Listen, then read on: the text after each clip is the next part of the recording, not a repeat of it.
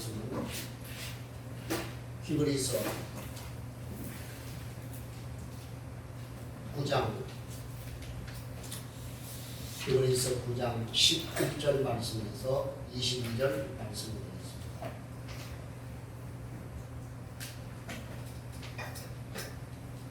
이 살아계신 하나님의 말씀은 우리 다 함께 한 음성으로 합동하실 때 성령께서 개개인에게 말씀하시는 세미한 음성을 들으실 수 있는 저와 여러분 되시기를 바랍니다. 그리스도께서는 장래 좋은 일에 대제사장으로 오사 손으로 짓지 아니한 것 곧 이 창조에 속하지 아니한 더 크고 온전한 장막으로 말미암아 염소와 송아지의 피로 하지 아니하고 오직 자기의 피로 영원한 속죄를 이루사 단번에 성소에 들어가셨느니라. 염소와 황소의 피와 및 암송아지의 죄를 부정한 자에게 뿌려 그 육체를 정결하게 하여 거룩하게 하거든 하물며 영원하신 성령으로 말미암아 흠없는 자기를 하나님께 드린 그리스도의 피가 어찌 너희 양심을 죽은 행실에서 깨끗하게 하고 살아계신 하나님을 섬기게 하지 못하겠느냐. 이로 말미암아 그는 새 언약의 중보자시니 이는 첫 언약 때에 범한 죄에서 속량하려고 죽어서 부르심을 입은 자로 하여금 영원한 기업의 약속을 얻게 하려고 하십니다. 유언은 유언한 자가 죽어야 되나니 유언은 그 사람이 죽은 후에야 유효한즉 유언한 자가 살아있는 동안에는 효력이 없느니라. 그러므로 첫 언약도 필요 없이 세운 것이 아니니 모세가 율법대로 모든 계명을 온 백성에게 말한 후에 송아지와 염소의 피 및 물과 붉은 양털과 우슬초를 취하여 그 두루마리와 온 백성에게 뿌리며 이르되 이는 하나님이 너희에게 명하신 언약의 피라 하고 또한 이와 같이 피를 장막과 섬기는 일에 쓰는 모든 그릇에 뿌렸느니라. 율법을 따라 그의 모든 물건이 피로서 정결하게 되나니 피 흘림이 없은즉 사함이 없느니라. 아멘. 할렐루야. 예, 우리는 지난주에 옛 언약, 다른 말로 하면 율법에 따른 언약에 대한 예법, 제사가 어떻게 진행이 됐는지에 대해서 우리가 공부를 했습니다. 그래서 그 첫 언약, 옛 언약, 율법을 따라 우리에게 주어진 그 예법은 불완전하기 때문에 매년 반복적으로 계속해서 드려야 되는 그런 어려움이 있었다는 것이죠. 그래서 첫 언약, 율법에 의해서 우리에게 주어진 언약은 불완전했다. 이렇게 우리가 한마디로 표현할 수가 있는 것입니다. 그래서 그것을 가리켜서 성령께서 지난주에 뭐라고 말씀하셨다고요? 그 모든 옛 언약의 예법은 언제까지?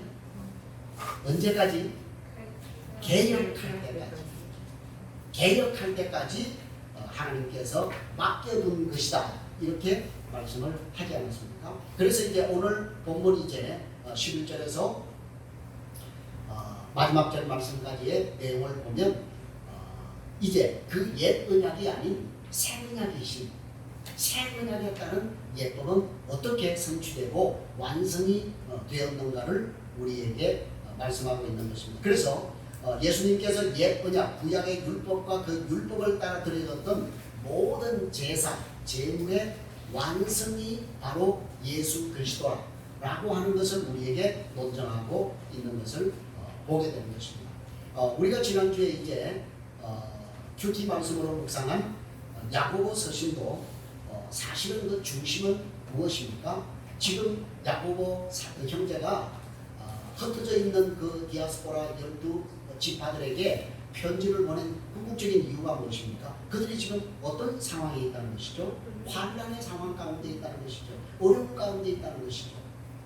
그래서 그 서신을 보내면서 주로 얘기한 것이 무엇입니까? 너희에게 인내를 이루라고 합니다. 그러니까 히브리서하고 별반 다르지 않습니다. 그래서 사실 우리가 공동 서신이라고 말하는 히브리서, 또 베드로전서, 그 다음에 이런 그 야고보서, 이런 서신들을 우리가 공동 서신이라고 얘기하는데 그 서신들에 있어서 가장 중요한 것은 지금 그들이 환난 중에 고난 중에 있는데 그 고난 가운데 그들이 어떻게 믿음을 지킬 것인가 라고 하는 것을 우리에게 말씀해 주고 있는 것입니다. 자, 너희가 지금 그런 환난 중에 있는데 인내해야 되는 이유가 무엇이냐? 주님이 곧 다시 오신다 라고 하는 그 얘기예요. 그래서 그것을 바라보며 너희가 인내로 그날을 기다리라고 말씀을 하게 되는 것입니다. 우리가 이제 곧 보게 될 이 히브리서 11장이 이제 나오지 않습니까? 히브리서 11장을 가리켜서 우리는 제목을 굳이 붙인다면 믿음장이라고 그렇게 얘기하지 않습니까? 우리의 믿음의 선진들의 그 영웅적인 그 믿음을 지키기 위해서 그들이 어떤 믿음의 신앙생활의 삶을 영위했는가에 대해서 우리에게 잘 설명을 해주고 있지 않습니까? 그 대표적인 사람이 바로 믿음의 조상 아브라함이죠.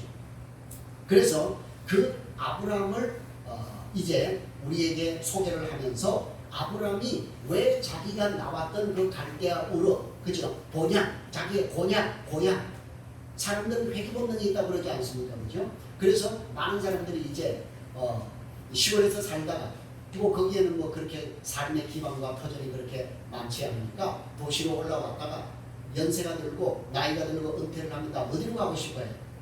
고향으로 가고 싶어요. 이 회귀 본능이에요. 그렇죠? 자, 그런데 여러분 이 아브라함은 자기가 나온 바 그 고향으로 돌아가지 않고, 그죠? 가나안 땅에서 그는 끝까지 나그네와 순례자로서의 삶을 살았다고 하는 것을 우리에게 보여주기 있지 않습니까? 근데 그가 왜 고향으로 돌아가지 않고 왜 나그네로 그렇게 이제 그곳에서 그런 삶을 살았는가?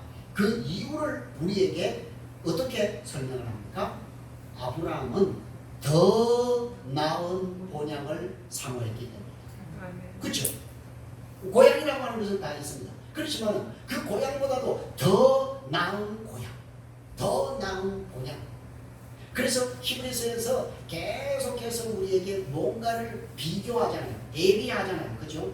비교해서 우리가 지금 믿고 있는 예수가, 그죠? 그리스도가 이것이 너희들이 지금 따르고 쫓고 흘러떠내려가고 있는 그런 세상적이고 또 그런 율법적인 그런 것보다도 훨씬 더 우월하다고 하는 것을 계속해서 우리에게 비교하면서 우리에게 인내할 것을 강조하고 있는 것을 보게 되는 것입니다.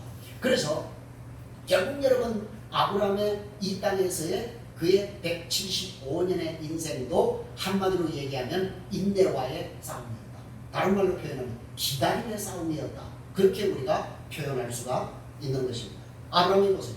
아브라함이 그의 그 생애를 볼 때에도 하나님께서 그에게 약속하신 아들을 주신 것도 그는 무려 몇 년을 기다렸다고요? 25년을 기다렸죠.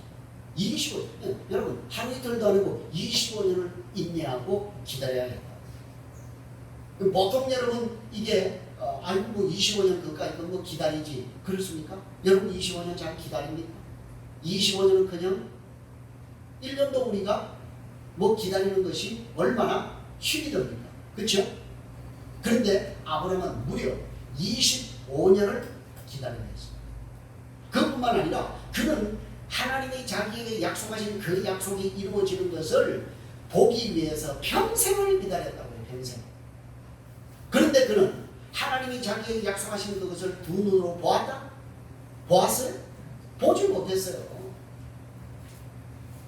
결국 하나님의 약속이 이루어지기까지 평생을 기다렸지만 그는 끝내 그 약속이 성취되지 못하는 것을 보고 죽었다. 그죠? 자, 그러니까 그 기다림이 얼마나 그에게 힘이 들었을까요? 그죠?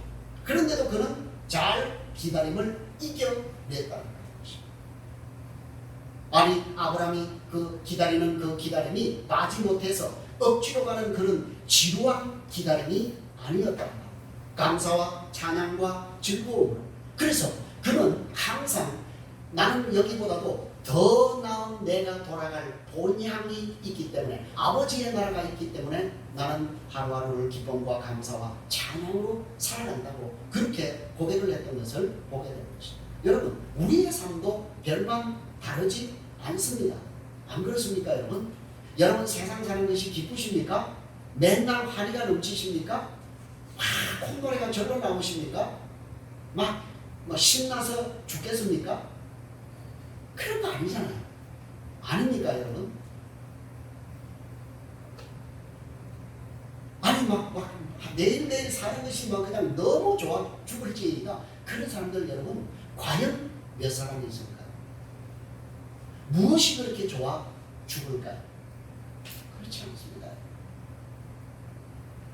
정말 여러분 내가 계획한 대로 모든 것이 다 그렇게 됩니까? 아니잖아요. 어쩌면 내가 계획한 대로 이루어지기보다는 오히려 내가 계획한 것보다도 반대로 가는 일이 다반사가 우리 그리스도인의 삶이 아니냐고. 나는 이 길을 가고 싶은데 하나님은 자꾸 저 길로 가라. 나는 이 길을 고수하고 싶은데 하나님은 그것을 뒤집기도 하시잖아요. 그리고 우리에게 끝까지 인내를 요구하시는 것을 보게 되는 것입니다. 그래서 때로는 우리가 하나님을 원망하고 싶고 정말 밉다고 그렇게 하고 싶을 만큼 우리의 심령이 상하고 지칠 때가 얼마나 많이 있습니까? 그러나 여러분 오늘 우리 그리스도인의 신앙생활의 승부는 결국은 기다립니다. 인내와의 싸움입니다. 누가 그 인내를 잘 이루는가? 주님이 다시 오신다고 약속하신 그 약속을 믿고 이 세상은 한마디로 기다림의 광야라고 합니다. 우리는 지금 광야의 길을 걷고 있는 거예요. 여러분 광야의 길은 결코 녹록하지 않습니다. 쉽지 않습니다. 그렇기 때문에 이 광야에서 우리가 인내의 싸움을 하는 것, 이것이야말로 정말 우리가 그리스도를 방문하고 바라보는 그러한 놀라운 은혜가 우리에게 주어지는 통로가 아닌가 생각이 되는 것입니다. 그런데 여러분 오늘 우리가 이 본문을 여러분이 지금 11절에서 22절 말씀까지 읽었는데 뭔가 좀 반복해서 나오는 단어가 있었죠? 무슨 단어였습니까? 눈치챘습니까? 무슨 단어가 반복적으로 나옵니까? 그렇지. 피라고 하는 단어. 그죠? 오늘 주제가 피예요. 피. 뭐 좀 섬찟한 그런 단어 같긴 합니다만 사실은 이 피가 굉장히 오늘 이 본문 말씀에 우리가 그리스도의 완전한 속죄를 얘기할 때 피를 빼고는 결코 설명할 수가 없더라고요.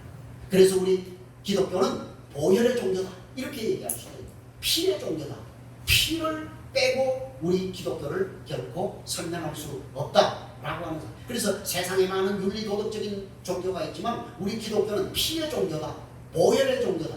라고 그렇게 얘기해도 과언이 아닌 것입니다. 자, 우리 11절에서 14절을 다시 한번 우리 읽겠습니다. 그리스도께서는 장래 좋은 일에 대제사장으로 오사 손으로 짓지 아니한 것, 이 장로에 속하지 아니한 더 크고 온전한 장목으로 말미암아 염소와 송아지의 피로 하지 아니하고 오직 자기의 피로 영원한 속죄를 이루사 단번에 성소에 들어가셨느니라.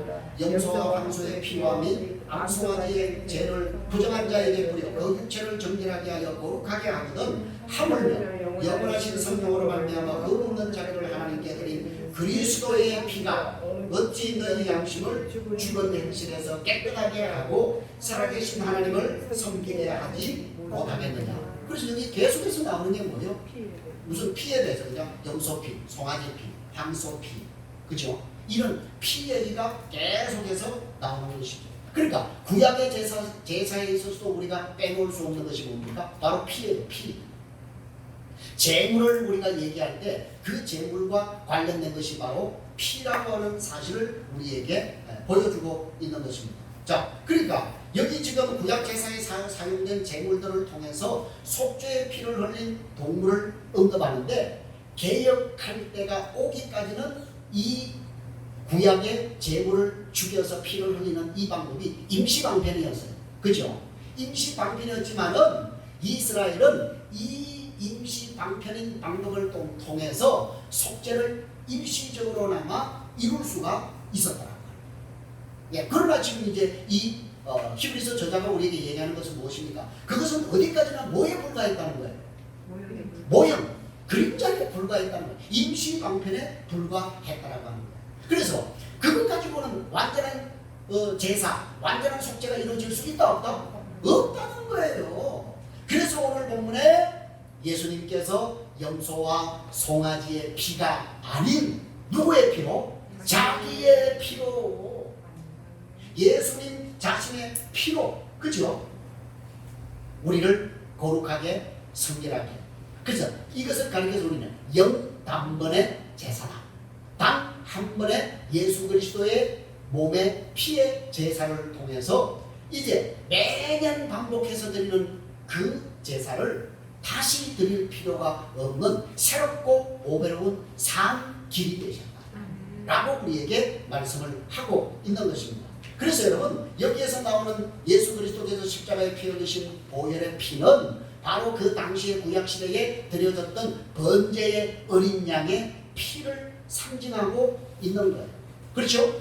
자, 그리고 예수님께서 성전에서 쫓겨나서 십자가를 지시고 골고다 언덕을 올라가셨어요. 이것은 구약에 무엇을 예표하느냐면 아사셀의 어린 양을 예표하는 거예요. 자, 여러분 구약시대에는 양을 2마리를 준비했어요. 그죠? 2마리를 준비해서 한 양은 번제의 제물로 죽여서 피를 제단에 바치는 것이고 또 한 양은 어떻게 했다고요? 머리에 모든 백성들의 죄를 그 머리에 전가시켜서 그를 얻어간다고요? 무인 광야지대로 광야로 그 아사셀 여왕을 쫓아버리는 굶어 죽는 거죠. 굶어 죽든지 짐승에게 먹혀서 죽든지 독사에 물려서 죽든지 죽는 거예요. 그러니까 모든 인류의 죄를 짊어지고 골고다의 십자가를 올라가신 그 예수 그리스도는 바로 인류의 모든 죄를 뒤집어 쓰고 이스라엘 백성들의 모든 죄를 뒤집어 쓰고 광야로 쫓겨난 아사셀 양, 그것을 예표하고 있는 거예요. 그래서 이것이 신약으로 오니까 세례 요한이 뭐라고 표현합니까? 예수님을 보고는 세례 요한이 뭐라고 표현했다고요? 보라, 세상 죄를 지고 가는 하나님의 어린 양이로다 라고 그렇게 표현하지 않았습니까? 그래서 예수님이 바로 그 희생의 번제 어린 양이요, 또 광야에 버려진 인류의 모든 죄를 짊어지고 광야에 버려진 아사셀 양이라고 하는 것을 그리스도에게 적용하고 있는 것을 보게 되는 것입니다. 자, 그래서 여러분 우리가 이 11절에 보니까 예수님께서 오셔서 손으로 짓지 아니한, 여러분 손으로 짓지 아니한이라고 하잖아요. 그러면 반대로 뭐예요? 손으로 지은 것이 있다는 거예요. 그렇죠? 손으로 지은 것이 있다는 거예요. 그렇죠? 그 다음에 또 뭐라고 했습니까? 이 창조에 속하지 아니한, 그럼 반대는 창조에 속한 것이 있다는 것이죠. 그 다음에 더 크고 온전한 장막이라고 했습니다. 그러니까 더 크고 온전한 장막이 아닌 반대의 장막이 있다고 하는 것을 우리에게, 그것이 바로 율법으로 우리에게 잠시 임시 방편으로 정해주신 그 제사의식을 얘기하고 있다고 하는 것을 알 수가 있는 것입니다. 그래서 예수님께서 이러한 손으로 짓지 아니한 이 창조에 속하지 아니한 더 크고 온전한 장막이 되셔서 자기 피로 완전한 속죄, 영원한 속죄를 이루셨다. 그래서 여러분 여기에 나오는 손으로 짓지 아니한 성전에 대해서 예수님께서 예루살렘 성전이 손으로 짓지 아니한 성전으로 대체될 것이라고 하는 것을 예수님은 자기의 생애 가운데에서 우리에게 이미 선포하셨어요. 그렇죠? 자, 여러분 예수님이 요한복음 2장 19절 이하에서 뭐라고 선언합니까? 너희가 이 성전을 뭐하라?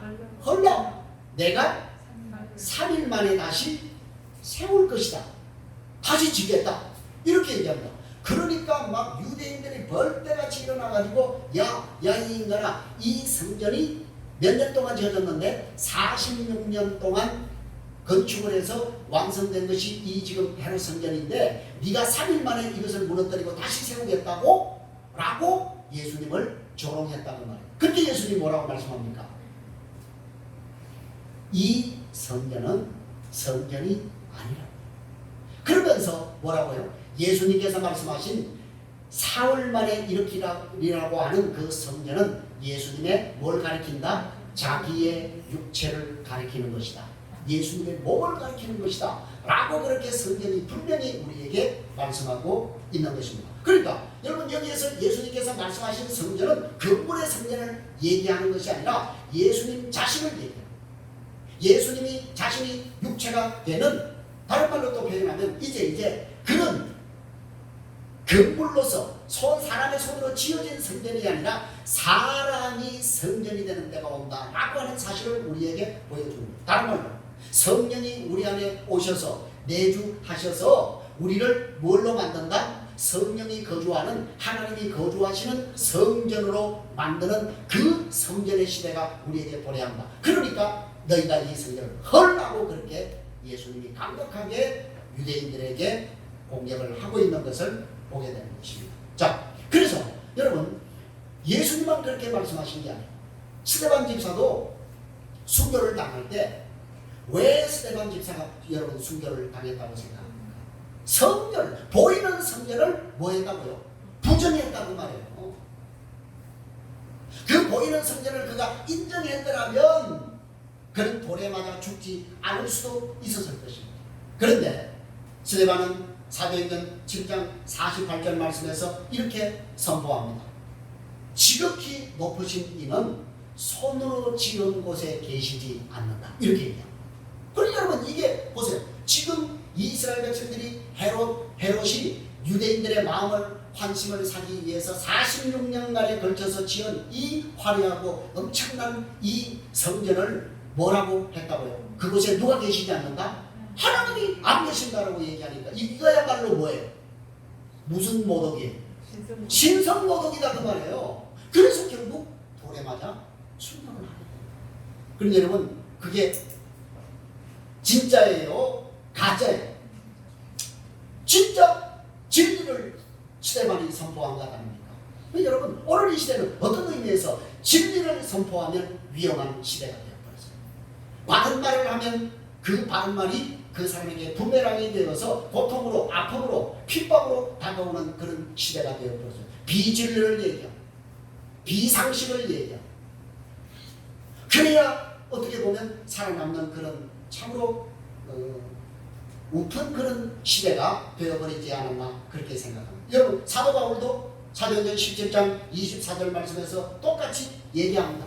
우주와 그 가운데 있는 만물을 지으신 하나님께서는 천지의 주제가 되시기 때문에 손으로 지은 전에 그하지 아니하시고 이렇게 얘기해요.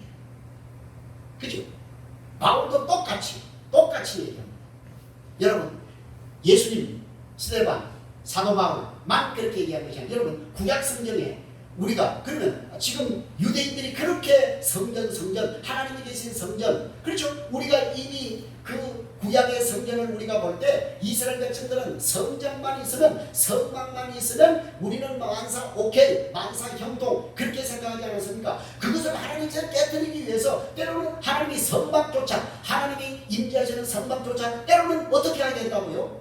뺏기게 했다니까요. 이방인들에게 뺏기게 해도 그렇게 하나님이 하셨다는 말이에요. 그뿐만 아니라 성막으로 이제 성전으로 완성이 되어서 지어진 시대에도요, 여러분, 이 성전을 실제 하나님께로부터 선제도를 받아서 그것을 완성했던 솔로몬 왕조차도 낙성식에서 뭐라고 고백합니까? 하나님이 감히 이 인간이 손으로 만든 이 성전에 거하시리 오리까 이렇게 얘기한다. 이 솔로몬의 고백이라니까요. 성령으로 그 고백을 한 거예요. 자기가 성전을 지어놓고 하나님이 손으로 지은 이 성전에 거하시는 그런 분이시냐? 하늘과 하늘들이라도 하나님을 용납하지 못한다 라고 얘기하면서 그 성전 낙성식에서 사람의 손으로 지은 성전에만 거하지 않는 하나님에 대해서 언급을 하고, 여러분, 이것은 오늘 우리에게 있어서 굉장히 중요한 것입니다. 하나님은 사람의 손으로 지은 성전에만 계시지 않습니다. 그래서 주님은 더 크고 온전한 성소에서 염소와 송아지의 피가 아닌 자신의 피로서 영원한 속죄 제사를 영단번에 드리시고, 자, 여러분 이 한 구절, 염소와 송아지의 피가 아닌 자신의 피로서 영원한 속죄를 드렸다라고 하는 이 한 구절의 의미를 여러분이 이해하시겠냐 그 말이에요. 여러분, 구약의 백성들은 자신들의 죄를 대신해서 피 흘려 죽어가는 어린 양을 바라보면서 하나님께서 야, 저놈 참 죽는 모습도 아주 참 이쁘네, 뭐 이렇게 감상하라고 했습니까? 아니에요. 그 짐승이 자기의 죄를 지고 죽어가는 그 모습을 보고 스스로 자기를 뭐하게 하라? 괴롭게 하라고 했다고요.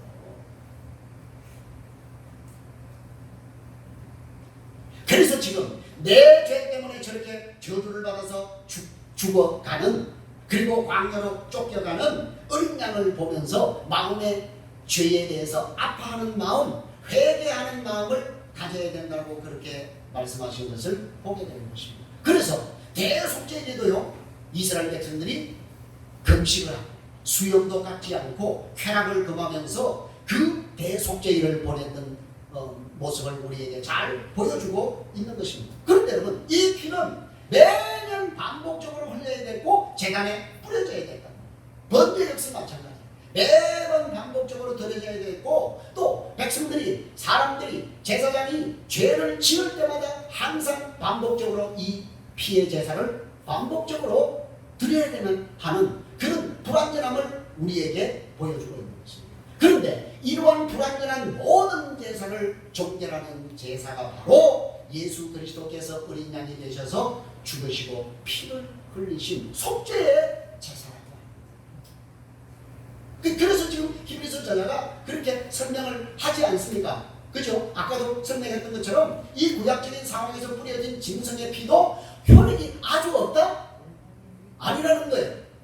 임시방편이지만은, 일시적이지만은 그것이 효력이 있었다는 거예요. 매년 반복적으로 드려진 그 의식이지만은 그 의식을 통해서 구약의 백성들은 표면적인 성결을 얻었다라고 얘기를 하는 거예요. 그죠?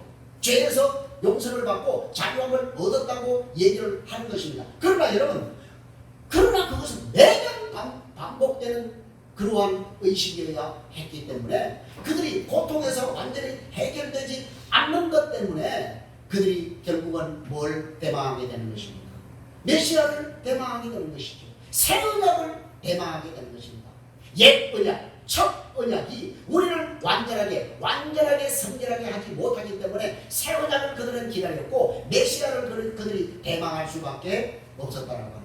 그래서 지금 히브리서 저자가 14절 말씀을 딱 들어가면서 뭐라고 첫 마디를 일갈합니까? 하물며 이렇게 얘기해요. 일성을 지르지 않습니까? 하물며 이렇게 얘기합니다. 여러분 보세요. 이 구약의 그 반복되는 제사도 외적인 성결을 가져다 주었는데 하물며 자기를 하나님께 드린 그 예수 그리스도의 피가 어찌 양심을 깨끗하게 하지 못하겠느냐 그 말이에요.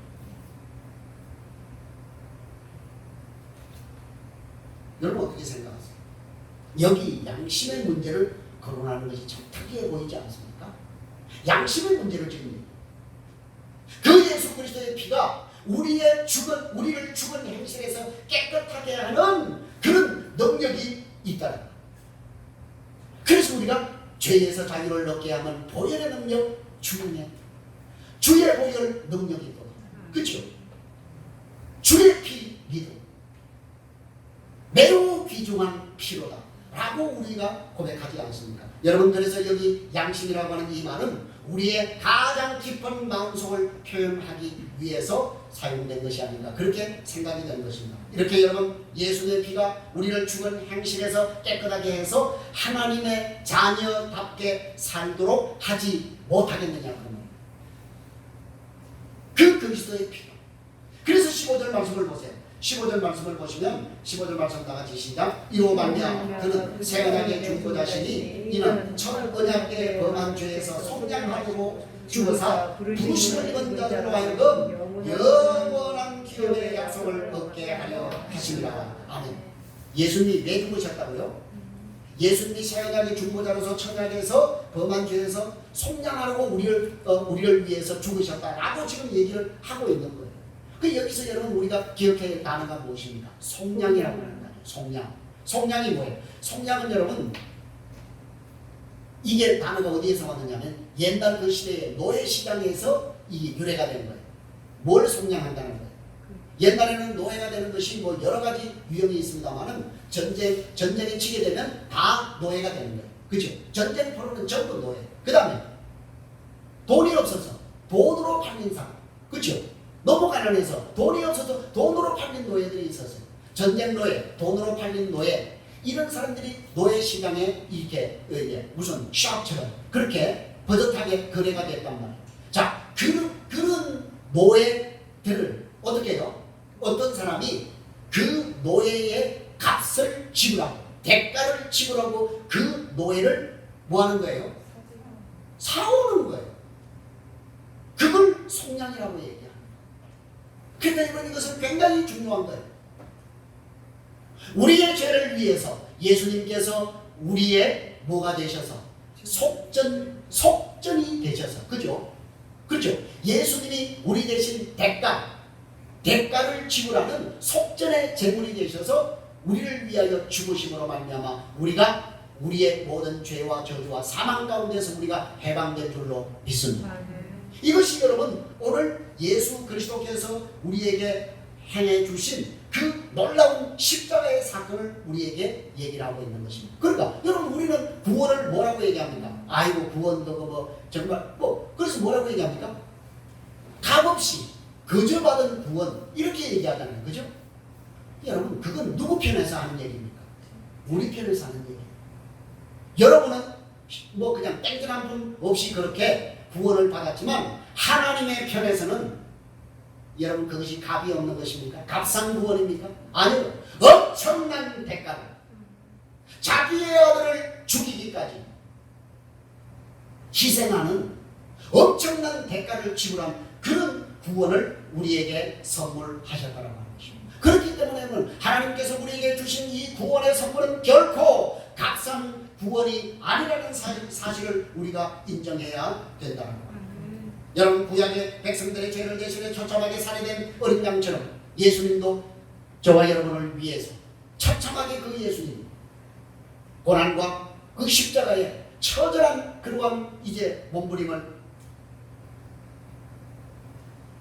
가지시고 그리고 자원해서 우리의 죄를 대속하신 그 놀라운 사실을 우리에게 보여주신 것입니다. 그런데 여러분 중요한 것은 왜 그렇게 하셨다고요? 오늘 본문에서 뭐라고 얘기합니까?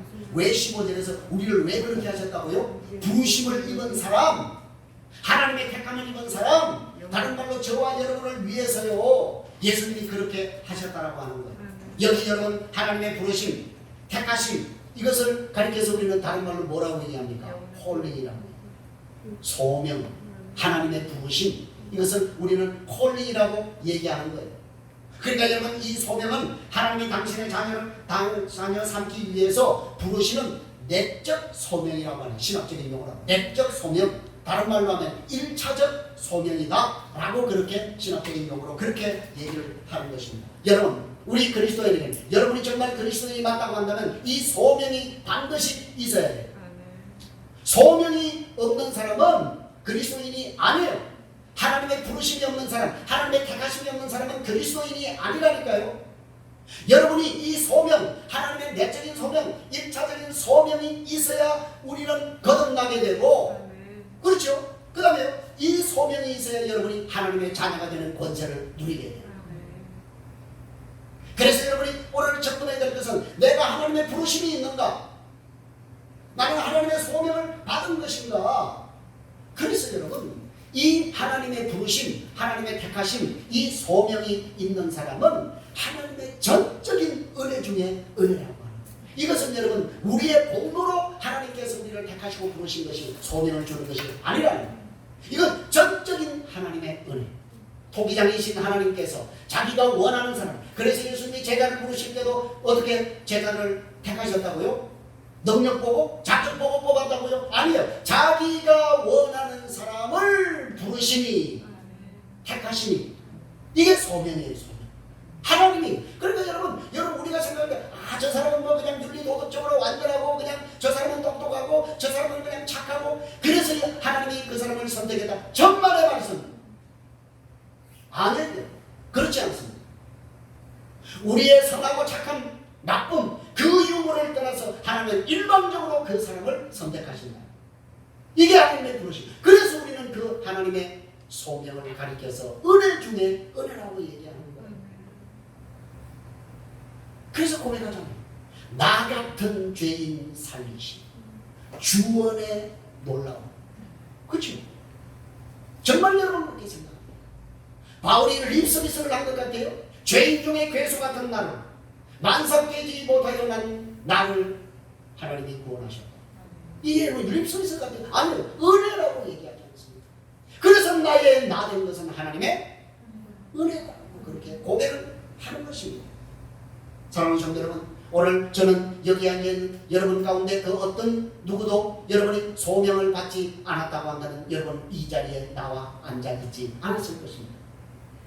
오늘 그렇게 평소와 똑같이 그렇게 출발을 했는데 늦게 도착했잖아요. 얼마나 많은 사람들이 놀러다닌다 한다. 그렇죠? 여러분 여기 앉아있는 사람은 부르심을 입은 자가 아니면 절대로 이 자리에 앉아있을 수가 없다고 말이에요. 여러분 누가 이 고리타분한 이 쾌쾌한 냄새나는 지하에 와서 뭐 이러고 있겠어요? 산으로 놀러 나가서 그냥 놀러 가면 얼마나 그냥 콧구멍 바람도 쐬고 얼마나 지금 그동안 2, 3년 동안 고생했는데 콧구멍 바람도 쐬고 얼마나 좋아요. 그렇죠? 우리는 뭐가 있기 때문에? 소명이 부르심이 있기 때문에 그 하나님의 은혜가 우리에게 있기 때문에 그래서 여러분 이 소명이라고 하는 것이 성도를 성도되게 하는 거예요. 그런데 여러분 오늘 이 소명은요 우리를 죽은 행실에서 그 양심을 어떻게 한다? 깨끗하게 한다 라고 얘기를 하는 거예요. 그러니 여러분 기억하십시오. 여러분 우리가 받은 구원은요 느낌이 아니에요. 감정이 아니라니까요. 구원을 느낌과 감정으로 생각하는 사람들이 있습니다. 아니에요. 절대 그렇지 않습니다. 그래서 여러분 본문 15절에서 우리에게 뭐라고 말합니까? 하나님의 영원한 기업의 약속 이렇게 얘기합니다. 하나님의 영원한 기업의 약속은요 이 부르심이 있는 사람들에게 주시는 하나님의 은혜요 약속이다. 아무에게 주는 것이 아니라니까요. 그러니까 영원한 기업의 약속을 얻을 수 있는 사람은 이런 하나님의 부르심, 콜링에 대해서 뭐라고 화답한다고요? 아멘으로, 아멘으로. 예수 그리스도를 구주와 주인으로 예수님이 나의 왕이십니다. 예수님이 나의 주인이십니다. 예수님의 왕자에 오셔서 앉아서 나를 통치하시고 다스려 주십시오 라고 그렇게 고백하는 사람, 그 사람이라고 하는 거예요. 다른 말로 자신의 영혼의 것을 세상에 내리지 않고 예수 그리스도께 내린 그리고 예수 그리스도께 자신의 인생을 건 구원받은 사람들, 그 사람이 바로 하나님께서 우리를 부르신 그 소명을 받은 하나님의 자녀라고 말할 수가 있는 것입니다. 다음으로 우리가 좀 한 가지 생각할 것은 15절 말씀과 28절을 우리가 좀 비교해서 볼 필요가 있는 것 같아요. 자, 우리 15절 말씀을 봤으니까 28절 말씀을 다 같이 한번 읽겠습니다. 자, 성경을 보세요. 시작. 이와 같이 그리스도도 많은 사람의 죄를 담당하시려고 단번에 들이신 바 되셨고 구원에 이르게 하기 위하여 죄와 상관없이 자기를 바라는 자들에게 두 번째 자 뭐라고요? 여기 보니까 15절은 예수 그리스도께서 부르심을 입은 자들로 하여금 영원한 기업의 약속을 얻게 하기 위해서 예수님이 주셨다. 그죠? 이렇게 얘기하는데 28절에서는 뭐라고 얘기를 합니까? 예수님께서 어떻게 해요? 자기를 바라는 자들에게 두 번째 나타날 것이다. 이걸 우리에게 약속이 조금 달라요. 그죠? 그 두 번째 약속은 뭐예요? 이게 뭐 얘기하는 거예요? 두 번째 나타나신다는 거예요. 그러면 첫 번째 나타난 것이 있다는 거예요. 그건 뭐예요? 초림. 그리고 두 번째 나타난 것은 뭐예요? 재림을 얘기하는 것이죠. 그리고 재림의 약속을 우리에게 지금 하고 있는 거예요. 그리고 지금 보세요. 그 사이에 지금 구약의 모형에 대한 설명과 예수 그리스도의 십자가의 의미를 설명하고 있는 것입니다. 자, 이런 구도를 가지고 여러분이 본문으로 여러분 들어가봐야 되는 거예요. 자, 15절에서 예수 그리스도의 피를 흘려 죽으심을 새 언약을 위한 중보 사역이라고 설명을 하지 않았습니까? 그죠? 15절에서. 그래서 이 사역은 첫 언약 때 범한 죄에서 속량하는 것에 그 목적이 있다 라고 지금 15절에서 얘기를 하고 있는 것입니다. 자, 예수 그리스도께서 범죄한 우리를 속량하시기 위해서 죽으셨어요. 그죠? 그런데 그 죽으심이 부르심을 입은 자들로 하여금 뭘 하게 하기 위해서? 영원한 기업의 약속을 얻게 하기 위해서였다 라고 그렇게 우리에게 설명을 하고 있지 않습니까? 자, 여러분, 영원한 기업의 기업의 약속이 무엇입니까? 영원한 기업의 약속이 뭐예요? 그렇죠. 28절에 지금 우리에게 말씀하고 있는 주님이 다시 재림하시게 되면 우리가 누릴 그 영원한 천국. 그게 지금 영원한 기업의 약속이라고 하는 거예요. 그래서 여러분, 우리의 시민권은 이 땅에 있는 것이 아니라 하늘나라에 있다고 자꾸 얘기를 하잖아요. 근데 자꾸 지금 우리가 이 땅에 그냥 천년만년 살 것처럼 그렇게 살아가니까 그게 우리가 문제가 아니냐 그 말이에요. 그러나 여러분, 예수님은 우리를 영원한 기업의 약속으로 초대하기 위해서 죄의 노예로 팔린 우리를 값주고 사신 거예요. 그러니까 우리를 부르신 부르심은 영원한 기업의 약속을 소망으로 삼고 살라고 하기 위해서 저와 여러분을 불렀다고. 그러니까 여러분, 우리가 자꾸 어디를 보아서는 안 된다고요? 이 땅을 바라보세요. 지금 이 환경을 바라보서는 안 된다. 그걸 위해서 너를 불렀는데 자꾸 지금 너를 그 죽을 양심에서 너를 깨끗하게 못하겠느냐라고 지금 우리에게 얘기를 하고 있지 않냐 그 말이에요. 그러나 여러분, 우리를 불러서 죄에서 속량하신 그리스도는 우리가 이 광야 같은 세상에서 세상 동방에 여러분의 몸을 맡기고 살아가는 것을 원치 않는다고 하는 거예요. 그래서 여기 16절 17절에서 나오는 단어가 있어요. 그게 뭐예요? 유언이라고 하는 단어가 나오잖아요. 그러니까 예수님이 유언을 했다 그 얘기예요. 자, 이 유언이라고 하는 단어는 언약이라고 하는 단어, 약속이라고 하는 단어로 바꿔도 무방해요. 원문의 의미는 그렇게 바꿔 쓸 수 있는 그런 단어예요. 자, 그런데 여러분, 이 유언이라는 단어가 사실 우리를 긴장하게 만들지 않습니까? 자, 예수님께서 십자가에 죽으시고 새 언약을 성취하신 그것은 우리는 유언이다. 지금 그렇게 지금 저자가 얘기를 하고 있는 거예요. 그런데 그 유언은 사실은 새 언약을 얘기하는 거예요. 그런데 그걸 설명을 하고 있지 않습니까? 그죠? 자, 유언이라고 사용된 말은 아까 얘기했듯이 언약이라고 하는 말로 번역해서 다른 그렇게 여러분이 바꿔서 써도 상관이 없다고 했습니다. 자, 그러면 여러분이 묻겠습니다. 자, 한번 예수 그리스도의 유언이 뭐라고요? 예수 그리스도의 뭐라고 하는 거예요? 저와 여러분을 부르신 부르심이 영원한 기업의 약속의 소망을 두고 살아가게 하는 것, 그것이 바로 예수님의 유언이라고 하는 거예요. 그리고 여러분이 어디 지금 소망을 두고 살아가고 있는가, 그걸 점검하라는 거예요. 너 지금 어디를 바라보고 있니? 너 지금 어디를 추구하고 있니? 너 어디 지금 내가 소망을 두고 있니? 그거 붙잡고 있니? 거기 살려고 하니? 그걸 지금 예수님이 유언을 통해서 우리를 책망하고 있다.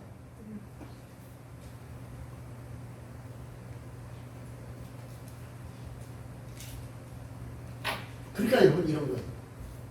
예수님이 우리를 위해서 죽으시면서 남기신 유언은 저와 여러분이 이 복음을 믿고 구원을 받아 영원한 기업의 약속을 상속받게 되는 것. 그래서 그 든든한 우리의 영혼의 탓을 그리스도께 내림으로 말미암아 우리가 흘러 세상으로 흘러 떠내려가지 않는 것. 그것이 예수님의 유언의 궁극적인 목적이라고 하는 사실을 우리에게 보여주고 있는 거예요.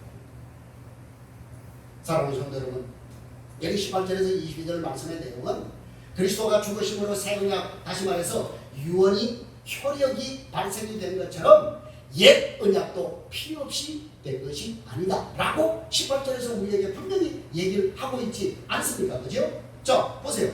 근데 여기 사실은 18절에서 22절 이 마지막 부분은 출애굽기나 레위기에서 더 상세하게 잘 설명을 해놨어요. 그리고 여러분이 출애굽기 레위기만 잘 읽어도 이 부분은 여러분이 저절로 해석이 되는 거예요. 그런데 여기 19절 말씀은 출애굽기 24장 3절에서 8절 말씀을 짧게 우리에게 설명을 해주고 있는 거예요. 자, 19절 20절만 한번 읽어보십시다. 시작. 모세가 율법대로 모든 계명을 온 백성에게 말하는 뒤에 송아지와 염소의 피 및 물과 붉은 양털과 오솔초를 취하여 그 두루마리와 온 백성에게 뿌리며 이르되 이는 하나님이 너희에게 명하신 언약의 피라 하고. 자, 지금 이거 어떤 의식을 지금 구약의, 그죠? 출애굽기 24장에 있던 의식을 그대로 지금 히브리 저자가 가지고 와가지고 이 수신자들에게 지금 설명을 하고 있는 거예요. 그죠? 자, 뭐 이런 얘기죠? 자, 보세요. 모세가 이스라엘 백성들과 하나님 사이에 언약을 맺고, 그죠? 이제 이스라엘 백성들이, 그 대표들이 와서 뭐라고 얘기합니까? 우리가 그 모세 당신이 하나님께서 우리에게 주신 그 언약대로 준행하며 살겠습니다 라고 그렇게 고백하잖아요. 그래서 지금 언약식을 피의 언약식을 지금 거행하고 있는 거예요. 자, 여러분 보세요. 그들이 지금 나름대로 언약식을 하나님과 언약식을 하면서 기념 행위를 지금 하고 있는 거예요. 그래서 그들은 단을 먼저 쌓아요. 그죠? 단을 쌓고 그리고 일종의 뭐 기념 재단이라고 얘기할 수 있죠. 자, 그러고 나서 뭐 12기둥을 또 세워요. 왜 12기둥입니까? 12지파니까. 그러니까 12지파라고 하는 것은 뭡니까? 12지파 모두가 어디에 참여했다는 거예요?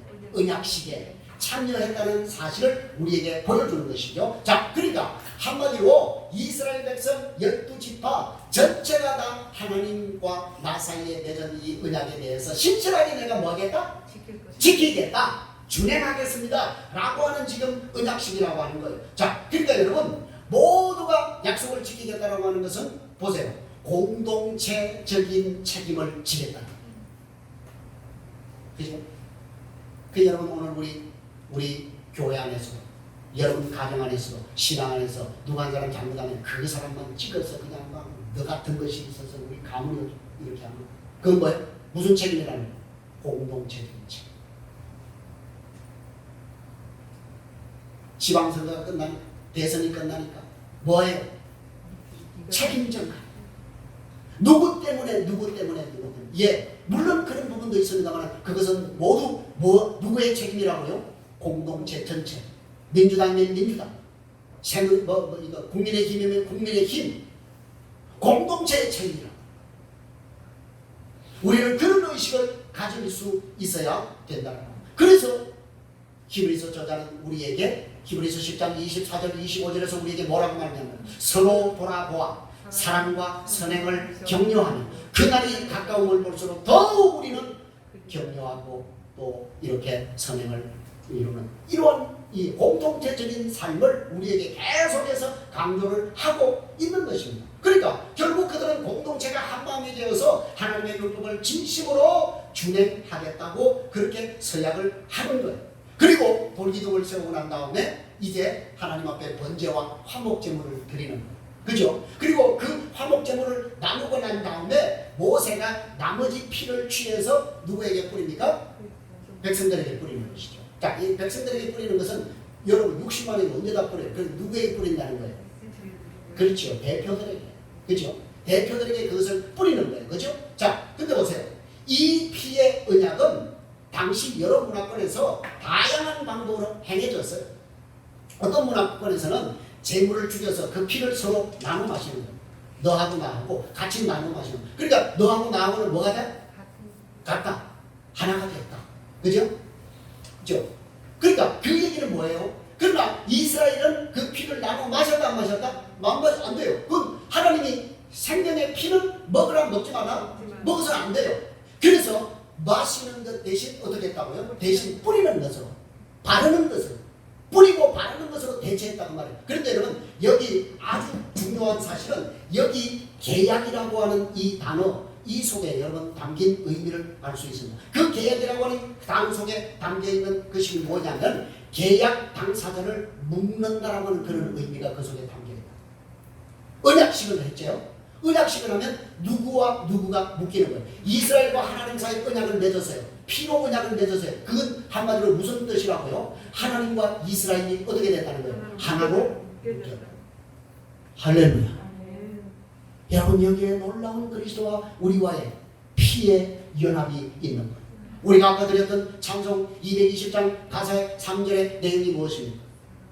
사랑하는 형제장 한 피 받아 한 몸 이룬 형제 자매들. 그렇죠. 우리는 부모가 다 달라요. 모든 것이 다르지만 우리는 누구의 피로?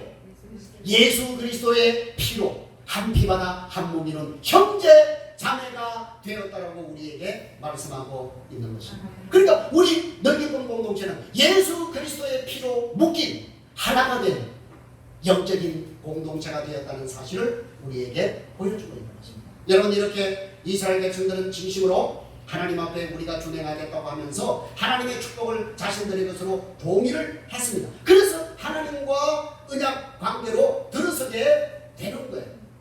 그래서 여러분 오늘 여기 히브리서 저자는 그것을 인용하면서 피 흘림이 없으면 뭐도 없다? 사함이 없다 라고 그렇게 얘기를 하는 거예요. 그래서 이 장면을 좀 더 생동감 있게 염소의 피 그리고 붉은 암털과 우솔초를 취해서 그 두루마리와 백성들에게 뿌리면서 뭐라고 했다고요? 이것은 너희와 나 사이에 뿌리는 언약의 피다.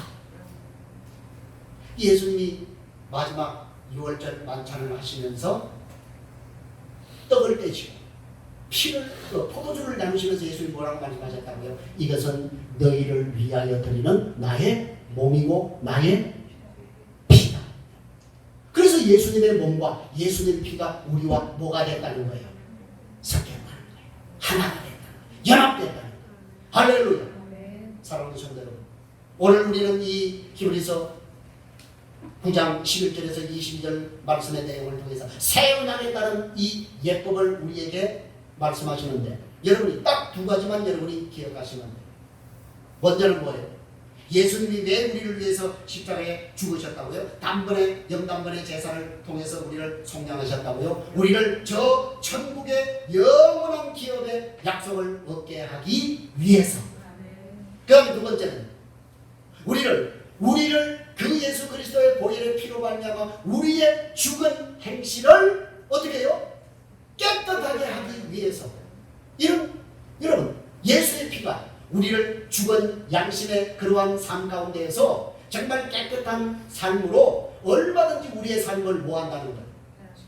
만들 수 있다는 거예요. 그래서 우리는 주의 피, 보혈의 피, 능력이 있다고 그렇게 우리는 고백을 하는 것입니다. 아무쪼록 여러분, 저와 여러분이 우리의 피가 아니라 예수 그리스도의 피의 능력으로 말미암아 우리를 위한 완전한 속죄를 주신 그 예수 그리스도의 보혈의 능력으로 저와 여러분이 정말 여러분이 죽은 행실에서 깨끗한 행실로 변화되는 역사가 있기를 주님의 이름으로 간절히 부탁드립니다. 기도하겠습니다.